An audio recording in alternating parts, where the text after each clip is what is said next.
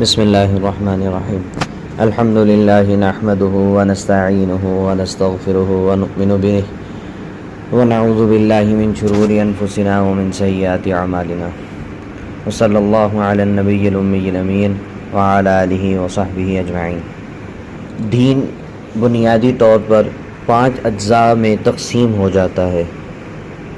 Number 1 عقائد، number 2 عبادات، number 3 معاملات، نمبر 4 معاشرت اور نمبر 5 اخلاق۔ اب یہ 5 اجزاء مل کر کامل دین ہے، اور ہمارے ہاں ایک موٹا یہ فلسفہ عام ہوتا جا رہا ہے کہ ہم لوگ عقائد ٹھیک کر لیں اور عبادات ٹھیک کر لیں تو ہمارا گویا کہ دین مکمل ہو گیا، باقی 3 چیزیں یعنی معاملات، معاشرت اور اخلاق، ان پر توجہ دینے کی ضرورت نہیں۔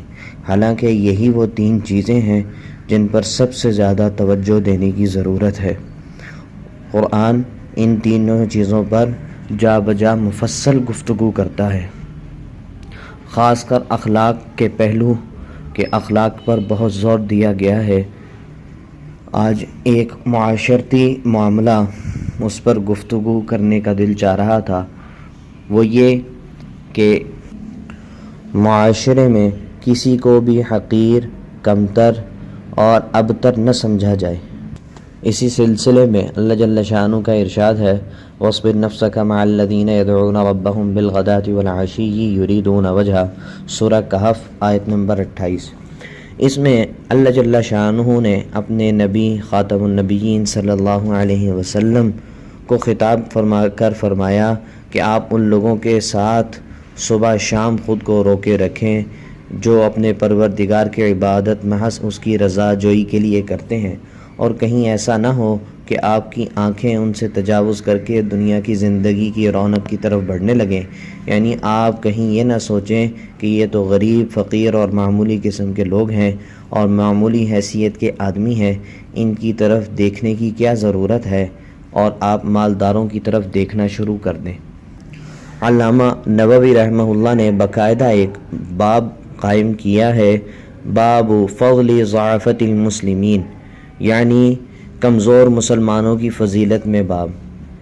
ایسے مسلمان جو مالی اعتبار سے، منصب اور عہدے کے اعتبار سے کمزور اور جسمانی اعتبار سے کمزور ہیں، ان کے فضائل۔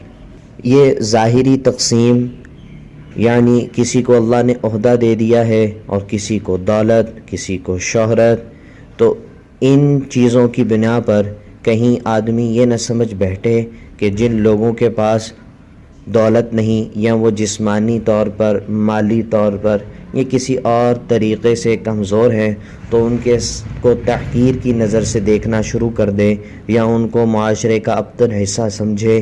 تو ان کو تنبیہ کی جا رہی ہے کہ یہ اللہ جل شانہ کی خاص تقسیم ہے، اور یہ اللہ کی طرف سے حکم رسول اللہ کو دیا گیا کہ آپ ان کو حقیر مت سمجھیے بلکہ ان کے ساتھ بیٹھا اٹھا کیجیے۔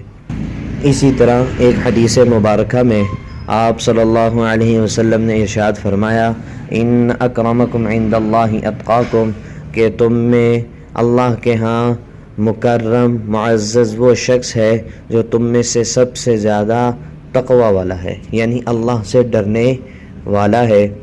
تو اگر اس حدیث کو سامنے رکھ کر یہ بات سمجھ لی جائے کہ جس کو ہم حقیر، فقیر، معمولی قسم کا اور معمولی حیثیت کا آدمی سمجھ رہے ہیں، ہو سکتا ہے وہ اللہ کے ہاں مجھ سے زیادہ بہتر، عالی مقام اور بڑے درجے کا ہو۔ جب انسان کی یہ کیفیت ہوگی اور وہ یہ سوچے گا کہ یہ اللہ کے ہاں میرے سے زیادہ معزز ہو سکتا ہے، تو پھر وہ کسی کی بھی تحقیر نہیں کرے گا۔ اور انسان تحقیر اسی وقت کرتا ہے جب اس میں تکبر سما جاتا ہے، تکبر سے بھر جاتا ہے، تبھی وہ کسی کو حقارت کی نظر سے دیکھتا ہے۔ تو ساتھ ساتھ اپنے تکبر کا علاج بھی ہو رہا ہے اور معاشرے کی اصلاح بھی ہو رہی ہے۔ اسی طرح ایک اور حدیث میں آپ صلی اللہ علیہ وسلم نے ارشاد فرمایا अला अख़बिरुकुम बिअहलिल जन्नति कुल्लु ज़ईफ़िन मुतज़ाइफ़िन लौ अक़सम अलल्लाहि लअबर्रहु, यानी मैं तुम्हें ऐसे लोग न बताऊं जो जन्नती हैं।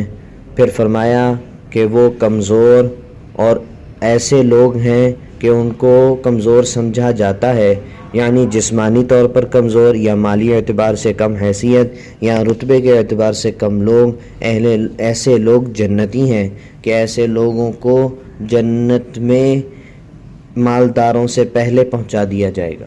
इस आयत और इन अहादीस से जो हमें सबक मिलता है वो ये कि किसी भी इंसान को, चाहे वो माली एतबार से, जिस्मानी एतबार से या हैसियत के एतबार से या किसी और एतबार से हमसे अगर कमज़ोर है तो उसको हक़ारत की नज़र से न देखा जाए। क्योंकि ये तकब्बुर की निशानी है और तकब्बुर इंसान को जहन्नुम में ले जाकर छोड़ता है। और आजिज़ी का तकाज़ा ये है कि इंसान हर एक को अल्लाह जल्ल शानहू का पसंदीदा बंदा और अच्छा आदमी समझे और उसके साथ बराबरी का अच्छा बर्ताव करे।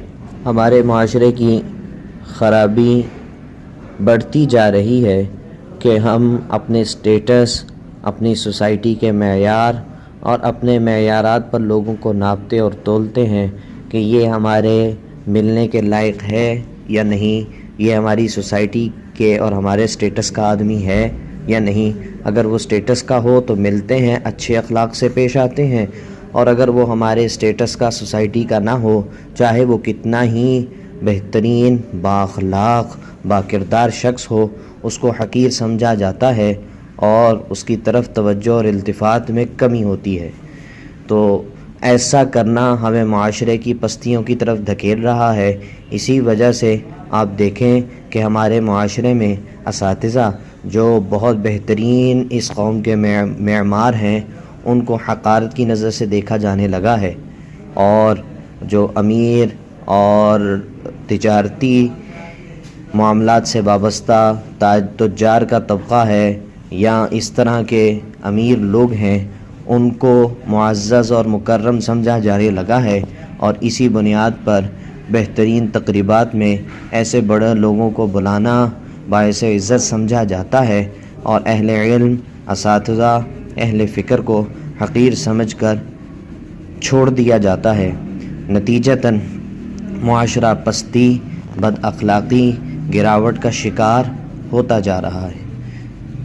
हमें इस पर भरपूर तवज्जो देने की ज़रूरत है कि हम किस सिमत और किस जगह पर चले जा रहे हैं।